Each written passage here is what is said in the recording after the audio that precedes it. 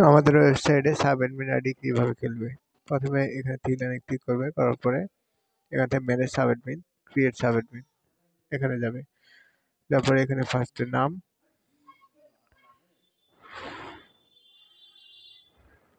তারপরে এখানে email address,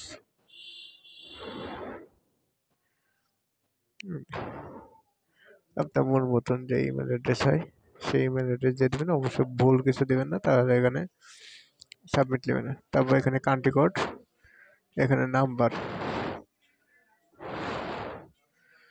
এখান থেকে 0টা বাদ দেবেন। তারপরে এখানে 8 ডিজিটের পাসওয়ার্ড। এরপরে এখানে নিচে আপনি যে আইডিটি ক্রিয়েট করতে চান, trainer, team leader, senior team leader, operation manager, তো এখান থেকে আমি ট্রেনার দিলাম। এখান থেকে ট্রেনার আইডিটি ক্রিয়েট করলাম, ক্রিয়েট হয়ে গেল। হওয়ার পরে এখানে 3 লাইনে ক্লিক করে অল সাব অ্যাডমিনে আসবেন। আসার পরে এখানে সিস্টেম কি, সিস্টেমটা হচ্ছে যে যদি ট্রেনার আইডি ক্রিয়েট করেন তাহলে টিম লিডার নিয়ে এসে ম্যাপিং করতে হবে। যদি টিম লিডার ক্রিয়েট করেন তাহলে স্টিল নিয়ে এসে ম্যাপিং করতে হবে। যদি টিচার আইডি ক্রিয়েট করেন তাহলে সিনিয়র টিম মানে টিচার টিম ম্যানেজার দিয়ে ক্রিয়েট করতে হবে।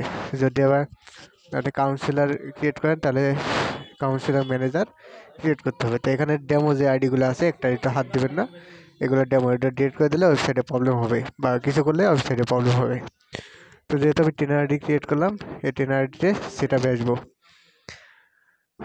সেটআপে আসার আগে আমাকে এখানে কি করতে হবে, আমাকে একটা টিম লিডার, তো আপনার যে টিম লিডার আইডিটা আছে এই টিম লিডার আইডিটি এখান থেকে কপি করে নেবেন।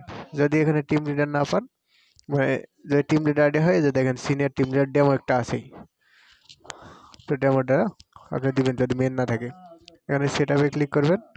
সেটআপে ক্লিক করার পরে এখানে দেখবেন যে টিম লিডার আইডি, তো কোন এখানে যে আইডি চাবে সে আইডি দিবেন। তারপরে আর কিছু করা যাবে না, সেভ চেঞ্জ, তাহলে আপনার আইডি ক্রিয়েট করা হয়ে যাবে। এরপরে আপনি যেভাবে লগ ইন করবেন সেটা হচ্ছে যে এই আইডি আর পাসওয়ার্ড, আপনার ফোন নাম্বার দিয়ে লগ ইন হবে না, এই আইডি আর পাসওয়ার্ড দিয়ে যে ওয়েবসাইটে দিলে আপনার আইডি লগ ইন হয়ে যাবে।